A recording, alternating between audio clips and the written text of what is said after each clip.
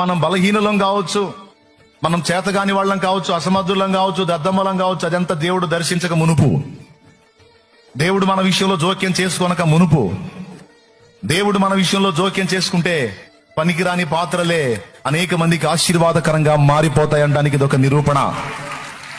కొంతమందిని గురించి మాట్లాడతారు, దద్దమ్మ ఎందుకు ఎట్లా బతుకుతున్నావు నువ్వు, నీకేమీ తెలియదు, ఏమీ అర్థమై సావదు, నువ్వు తెలివి లేదు, నీకు జ్ఞానం లేదు, నువ్వు అట్లా నువ్వు ఇట్లా అని కొంతమంది పాపం మాటలు పడతా ఉంటారు. వాళ్ళ విషయంలో ఫ్యామిలీకి అదే ఫీలింగ్ ఉంటది, వీడు చేతగానోడు ఏమి చేతగానిదని. పాపం వాళ్ళ విషయంలో వాళ్ళు కూడా అంతే ఫీలింగ్ ఉంటది.